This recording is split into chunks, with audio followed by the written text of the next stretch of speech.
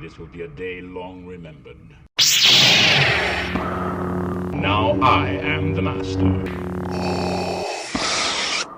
Welcome to another episode of Legends and Theories, and welcome to my review of the Ant-Man films. Yeah, I'll say it's not going to be too long of a video. I don't have too much to say about the two films. They're not bad films. They're just, I'd say, pretty average, and not my favorites of the MCU. And just looking at the first film, I think it's the better one.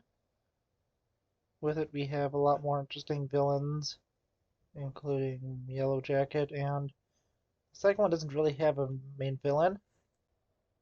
Yeah, with the first one, it is a more interesting story.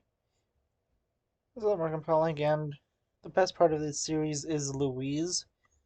It has these great backstories and from explaining things, and honestly, I think instead of having the Marvel Legends series, we should have Louise Explains the MCU, where we get Louise basically explaining the plot of each movie.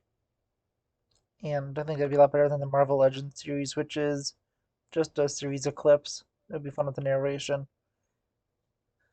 And yeah, with that, just going back to Ant-Man, it's a good film. It's a fun film, but it's not my favorite of the MCU, although I like it a lot more than the second one. And my big problem with the second one is the fact that it really doesn't have a villain. It's just, it's a fun movie, but that's really it.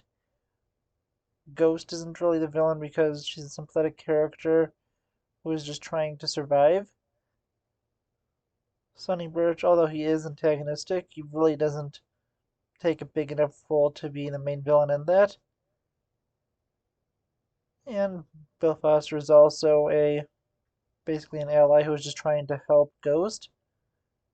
So yeah, with this, I really don't think there's anyone too big of a villain, and that's one of the main problems of that film. I mean, it is a fun film, but that's just kind of it.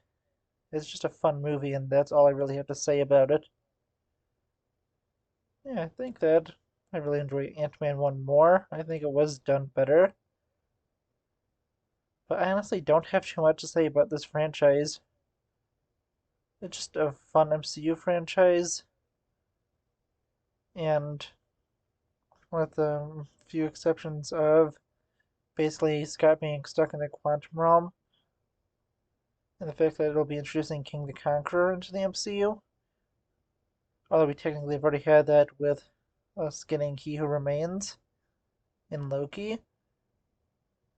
Nothing really big happens in the Ant-Man franchise. It's really just setting stuff up for later. And yeah, I think that's fine. It's just, of all the characters who have a franchise so far, Ant-Man definitely has the worst one.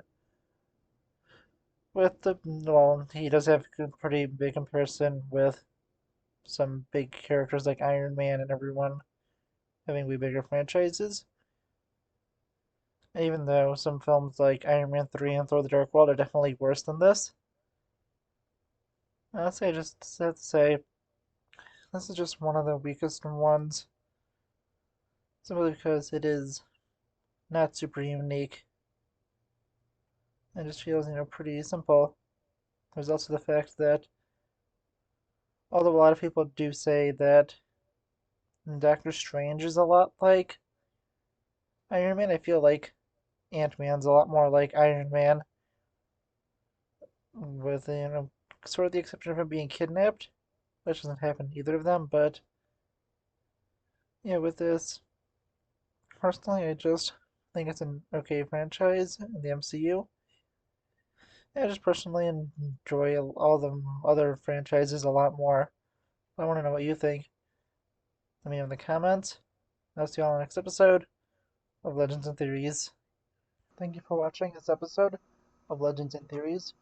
Please subscribe, like the video, share the video, leave a comment, check out the video on screen, and may the Force be with you.